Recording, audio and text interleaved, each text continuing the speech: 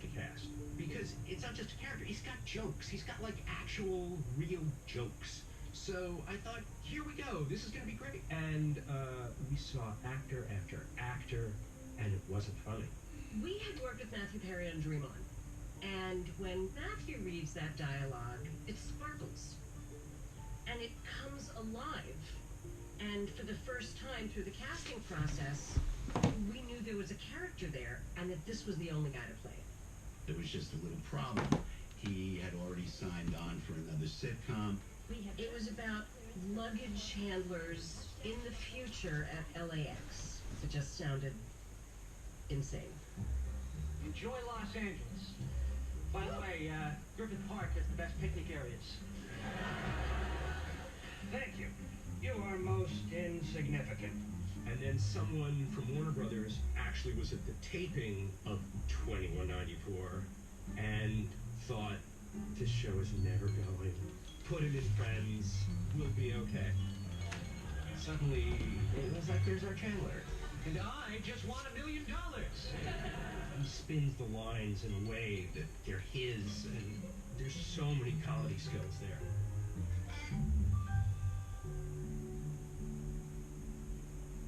Rachel was the hardest part to cast, and it was the last part we cast.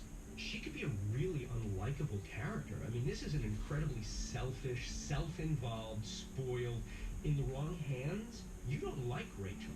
We saw lots and lots and lots of other women. Women who come in wearing actual wedding dresses, and none of it, you didn't really fall in love, and you needed to because you needed to feel what Ross was feeling. And then Jennifer came in. Jennifer had a similar problem to Matthew in that she'd already signed on to a show called Muddling Through. You gonna eat that steak or argue with it? Madam, this here steak was supposed to be rare. Gibney, tell me something. How often do we have steak on the menu? She'd hardly ever. That's right. So what you have there is a rare steak. And they had already shot 6 episodes of this show, so it was a little bit more than just a pilot. And we took this big risk to cast her, share her with this other show, and we'll see who wins. And we even shot not only the pilot, but probably 3 episodes of Friends while that show was still on television. And if CBS had picked it up, we would have had to reshoot the first 3 episodes of Friends. Jennifer had this warmth and sincerity and genuineness about her where she just made you feel okay about everything else that Rachel was that you might have passed judgment on. Oh, I was kind of hoping that wouldn't be an issue.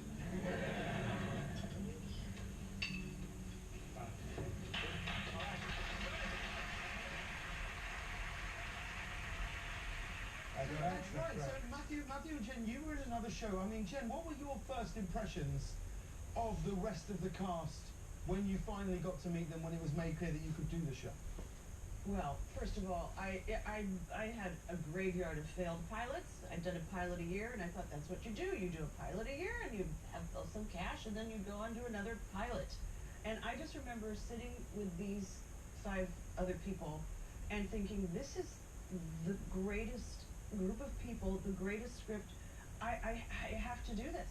And I actually, with tail between my legs, hat in hand, went to the producer of the show I was on, because they hired me in second position, and I said, please, release me from this show. I love this show that I'm doing right now. Nothing against your show.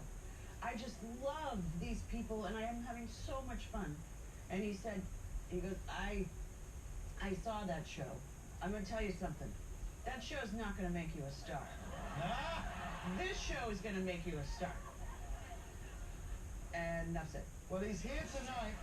That producer's here tonight.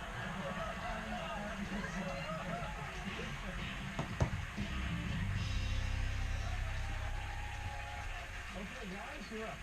Okay, it's all over.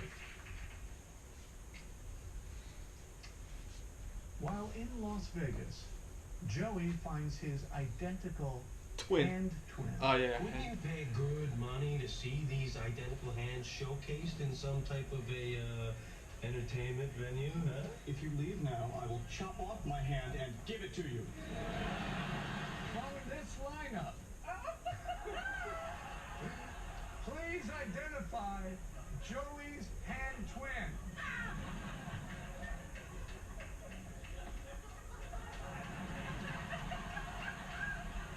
Two or three? You think it's two? Right there, number 2. Yes, that is correct!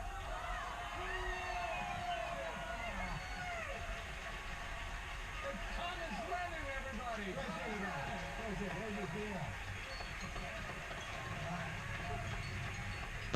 All right, ladies, you're up.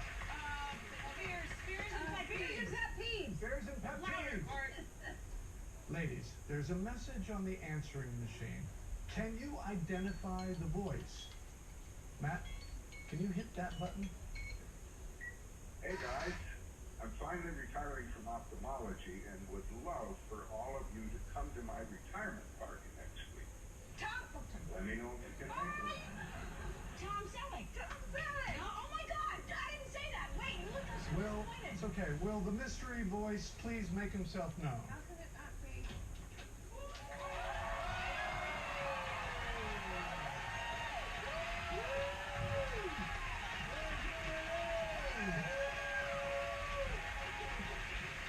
Tom Selleck, everybody!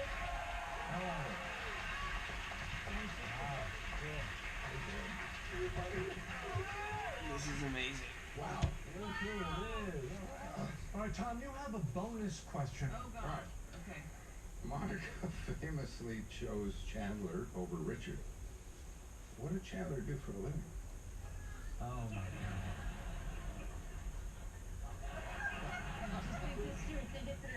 Try to say the transmonster. No, that's what we lost the apartment over. Oh, I thought we were gonna find out though. Transponster sounds good to me. I mean, Transponster's not right. That's what I said. That's not even a word, and then we lost. Right.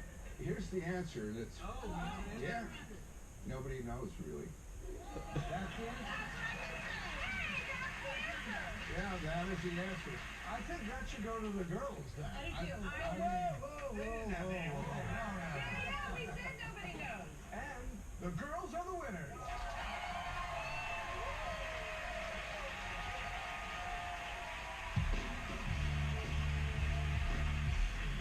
Obviously, the show came out and immediately resonated with people. When did you start to feel like those changes that you've been told about were starting, that the world was starting to change? It was, yeah, when we came back for second season, it was a completely different ballgame. I think people were starting to say, hey, and you were scared. And what do you want? And at first it's very jarring. No one really prepares you for what that's going to be like. I remember one time it was middle of the week, I guess it was. I don't remember what day of the week. It doesn't matter. It was Monday, Tuesday, Wednesday. Yeah, that part of it. But I have the news on, and on the TV, they had the screen split into 6 boxes, and there was an aerial shot live of each of our houses. Oh, jeez. And I remember looking at it going, what? And I could hear the helicopter over my house. I was like, what the hell? And I'm looking close at the screen, and my roof is a mess. So when the helicopter flew away, I got the ladder out and went up on the roof, and I was like, sure as shit, I've got some leaks up there. So I had to call the roofer and have him come over and fix it. And the fact is, like, no one was going through what we were going through except the other 5. So I think that was So really... there's no shoulders outside of this group to sort of go, oh, this is so... And I think it kind of created imprinted in our neural pathways this sort of like, we are actually family. Yeah, because our family couldn't relate, our friends, our closest friends couldn't relate. They were there for us, I think. My family was more starstruck about it than... But the only other people who really knew what it was like were the other 5. It seemed like you weren't getting enough sense. We were doing a show, and we were working really hard. But it wasn't until I was walking through the airport. I don't remember where I was going, but they were on every magazine. And I was like, whoa, holy shit. This is crazy.